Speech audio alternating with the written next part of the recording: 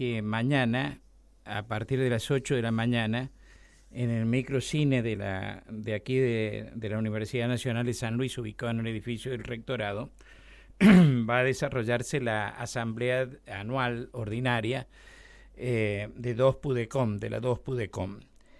Esta asamblea ocurre en un momento muy especial de la obra social que toda la comunidad universitaria conoce, y cuando ha habido tratamiento en el Consejo Superior, obviamente con cuestiones posteriores a lo que se va a analizar mañana, de la situación de la obra social, una presentación efectuada por un consejo asesor que surgió de una asamblea autoconvocada de afiliados a la DOSPU, que hicieron una presentación ante el Consejo Superior y ante el rector, y que con posterioridad se han mostrado disconformes con las medidas que se adoptaron.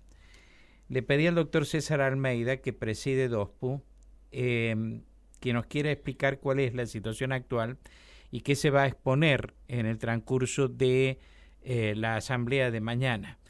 Quiero resaltarles que tanto la memoria como los balances de ambos organismos, de la DOSPU y de la DECOM, están publicados en la página de la DOSPU, de manera tal que se pueden leer. Es cierto que se trata de varias páginas, pero he visto cosas interesantes que permiten comprender de alguna manera parte de la situación que se está viviendo, o por lo menos parte de la situación que se está viviendo en la DOSPU, con motivo de la situación económica que estamos viviendo. Doctor Almeida, buen día, gracias por atenderme. ¿Cómo le va? Buen día, Mario, un placer hablar con usted.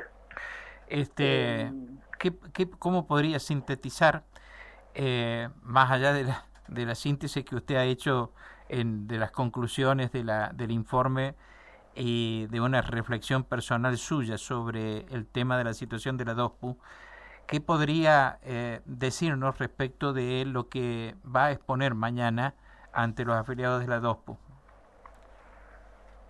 Bueno, sí, nosotros por estatuto, para el resto de los oyentes que no saben, tenemos que presentar la memoria y el balance. El balance da el estado contable entre el 1 de enero y el 31 de diciembre del año pasado. Eso refleja los ingresos, los egresos y en qué se gastó el dinero en la obra social. Y además se hace una memoria donde ahí hay que contar de alguna manera cuáles fueron los motivos que llevó a ese resultado final. Ahí hay todo un correlato de cómo fueron sucediendo los distintos momentos del año, ¿no? En este contexto económico que atravesó y atraviesa el país. ¿Qué podemos ver ahí? Podemos ver todas las acciones que se hicieron, un resumen, por supuesto, en la memoria, ¿no? De las principales acciones que se hicieron en la cuestión prestacional.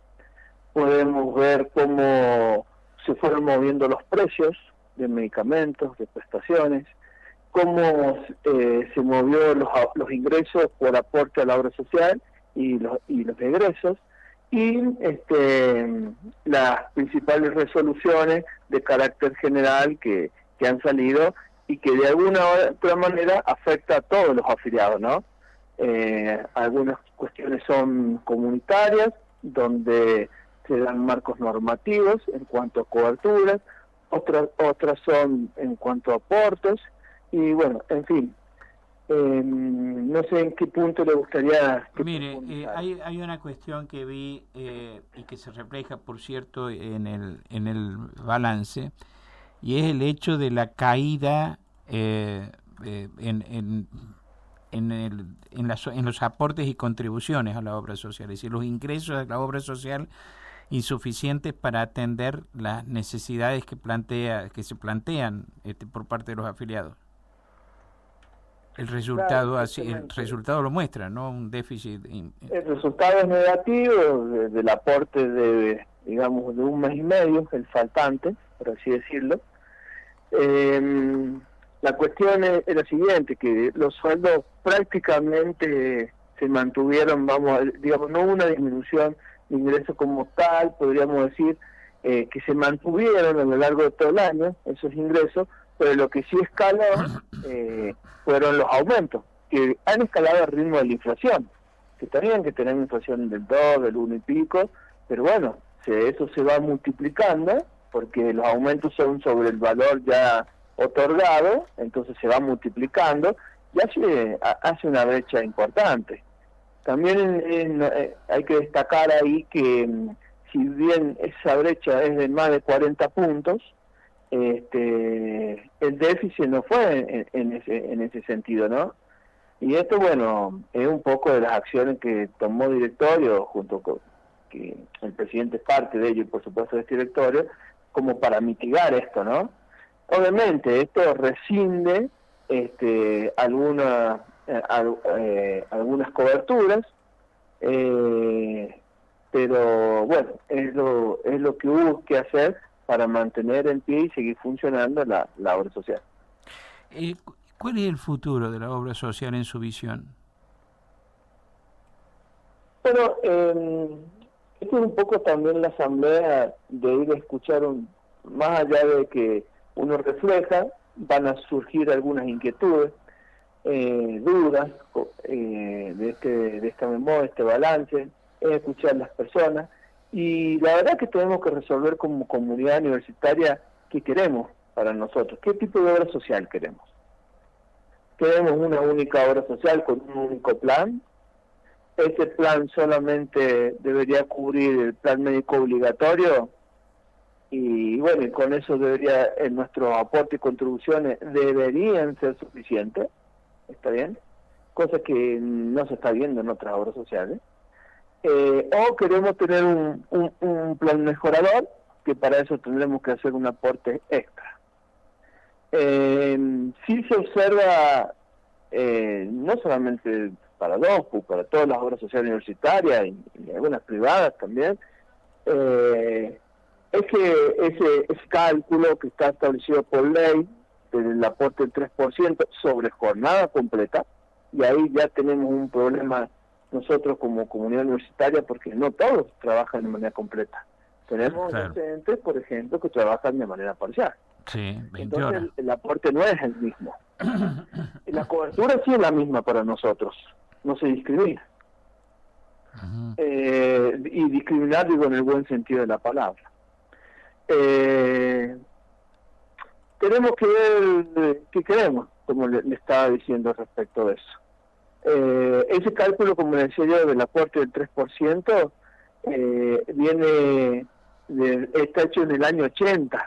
Imaginemos la tecnología que teníamos en el año 80, la tecnología que tenemos hoy, y bueno, cuando queremos acceder a esta tecnología nueva, ese cálculo del 3% del aporte personal y el 6% de la patronal no alcanza. Esto está reflejado ya, si miramos obras sociales provinciales, otras obras sociales universitarias, ya hace muchos años que lo cambiaron. El aporte incrementó a los valores que tenemos hoy acá nosotros en nuestra universidad. Entonces, yo creo que el Consejo Superior hizo un análisis de los informes que venía entregando parcialmente, vieron este informe que ya estaba colgado de la memoria y balance del DOSPU, y estableció una medida de emergencia transitoria que le da tiempo a reorganizarnos, está bien, y ver qué queremos para nosotros como comunidad universitaria. Ahora, ¿qué piensa usted de las posturas que asumió el consejo que surgió de la asamblea de los afiliados de la DOSPU que se autoconvocaron? ¿Cómo ve usted ese enfoque y el último documento que emitió después de la última asamblea que se realizó días atrás, diciendo que si no hay cambios significativos, que si no hay cambios en la forma de administrar la DOSPU, vamos al colapso? En esa parte, yo no sé, a ver, en primer lugar, creo que el Consejo Superior se sorprendió, tuvo una mirada, digamos, así, podríamos decir, entre comillas, asustados, no sé, cayeron en la cuenta de la situación grave que estamos atravesando, entonces tomó una medida de emergencia. Y no es más que eso, que una medida de emergencia que va a necesitar un análisis muy profundo, como le digo, de la situación. O sea que perdón, doctor, el incremento de los aportes es una medida transitoria que requiere de otras medidas, me dice usted. ¿Lo estoy interpretando bien? El incremento de los aportes para seguir teniendo el nivel de prestación que da DOPU, que es mucho más que un plan médico básico, pero es mucho más, ¿está bien? Tratamientos de 200 millones, 50 millones, que no son cubiertos por las obras sociales, después van a un amparo, etcétera. Nosotros buscamos todos los papeles, los análisis, todo lo que haga falta y se terminan autorizando. Eso no alcanza con el 3%. Entonces, si queremos seguir manteniendo ese nivel de prestaciones, y ojalá nunca la usemos, sí, la parte tiene que ser mayor. Yo no sé si tiene que ser en la totalidad que está propuesta por esta urgencia. Yo creo que puede ser un poco menos. Por eso te digo, hay que definir qué obra social tenemos y qué queremos. Uh-huh. Usted cuando en la redacción de la memoria que está a disposición de los afiliados en la página de la DOPU, usted habla cuando en un capítulo de las perspectivas futuras y hace una serie de recomendaciones: mejorar los ingresos, que es este tema que estábamos hablando recién, generar indicaciones de gestión para monitorear el consumo y el gasto en salud. Habla de fortalecer convenios con otras obras sociales universitarias, reforzar los mecanismos de auditoría y de control interno, acelerar la implementación del sistema informático para la DOSPU, poder tener información, digamos, en pocos días sobre cuál es la situación al cierre de cada mes, etcétera, etcétera. Quiere decir que tiene que haber modificaciones, como usted me está diciendo, en la obra social. Es más que la cuestión de los aportes. Sí, por supuesto, y es algo que yo vengo reclamando hace años. Uno no puede resolver sobre lo que no ve. Usted, para poder tomar decisiones, tiene que poder ver. Usted tiene un sistema ahora de farmacia criticado por algunos, pero yo como presidente sé dónde estoy parado, qué medicación se lleva, qué se consume, a cuándo se compra, cuánto se vende, y eso lo veo día a día. ¿Esto después del convenio con FEFARA o antes? Sí, no, eso es ahora. Antes teníamos un balance, pero nosotros no sabíamos qué consumían nuestros afiliados. No sabíamos, digamos, cuánto del gasto que se producía por prescripción en San Luis y por prescripción en Mendoza o en Córdoba. No sabíamos si la cobertura del 50% en medicamentos era sobre droga o sobre marcas. ¿Qué diferencia había de precio entre marcas? Todas las marcas son iguales, son distintas. Yo he escuchado entrevistados suyos que se quejan y por un lado te dice, para eso tenemos una facultad misma que ya se le consultó y se le dijo, ¿es factible entregar droga y no marca? Sí.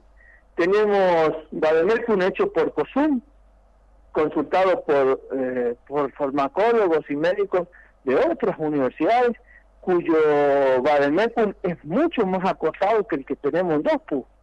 Entonces cuando dicen los entrevistados, sí, porque tenemos que consultar, bueno, a ver, los Bademecum que han hecho se pagó desde COSUM, ¿está bien? Adoptemos eso. Claro, lo que pasa es que no te gusta. Por ejemplo, si hablamos en diabetes, hay medicamentos que te dicen no cubrir directamente. Yo como presidente, en las 3 reuniones que hubieron de presentación de este Bademecum elaborado por COSUM, insistí fervientemente en estas drogas, ¿hay que cubrirlas? No. ¿Por qué no hay que cubrirlas? ¿Pero no le parece que algo en alguna ocasión habría que cubrirlas? No. Pero después la gente sale diciendo, cuando nosotros la tenemos, que FEFARA es malo, que las tenemos que dar sí o sí. A ver, si hay una ley nacional donde está integrada por 30 profesionales médicos, tener después, pagado por COSUM, un Bademecum, formado por 8 o 10 profesionales, todos te están diciendo que no, pero hay uno de nosotros que dice que sí, entonces ¿quién tiene la razón? Uh-huh. Otra cosa que me llama la atención a mí, de las entrevistas que he podido escuchar y también leer, es que todo el mundo dice que hay una mala administración, de que esto no va más, que la culpabilidad y que hay que hacer cambios. Yo quisiera escuchar una única propuesta de cambio. En todas las asambleas pasadas, siempre que hubieron algún inconveniente, se le invitó a todas las personas que quisieran acompañar, sentarse, proponer una idea, que necesitaban una información para trabajarla, se le ofreció, porque hay total transparencia en la gestión. Sin embargo, 6 años después, todas las propuestas las tuve que hacer yo como presidente. Aunque algunos digan que no hice nunca una propuesta de nada para la obra social. Entonces, lo que vuelvo a retomar la pregunta anterior. ¿Hay que hacer un mayor aporte? Seguramente. En la totalidad del aporte puede ser menor a lo que tenemos, pero ahora hay que venir con las ideas claras y presentar las propuestas concretas. No esperar que esté una resolución para ponerse a trabajar. Si yo voy todos los días de 7 a 2 de la tarde a la obra social, y la información que se necesita se da. Obviamente que si es información muy sensible, hay que hacer una nota, porque no podemos exponer el estado de salud de nuestros afiliados. ¿Sí? Pero bueno, eso es lo que realmente a mí me inquieta. Ahora, no haber podido escuchar una propuesta concreta. Ahora, doctor, yo he ido a asambleas de estas de los autoconvocados.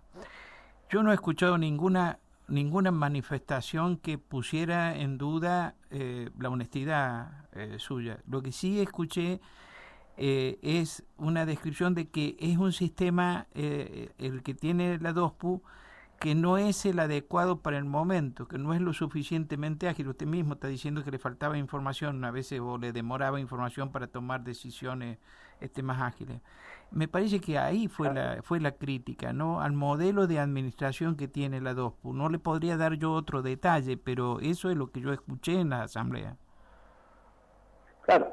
A ver, acá hay cosas que se confunden por ahí. Primero tenemos un sistema del año 80. Sistema que tienen que comprar una computadora no suficientemente ágil, porque a veces no se puede instalar. ¿Está bien? Entonces, necesito un cambio de sistema urgente. ¿Lo venimos trabajando? Sí. Los recursos para un cambio de ese sistema están y no. ¿Y por qué no están? ¿Porque no se quieren? No, porque o le pagamos a un profesional médico o le pagamos a 2 o 3 personas más para que desarrollen el sistema. ¿Está bien?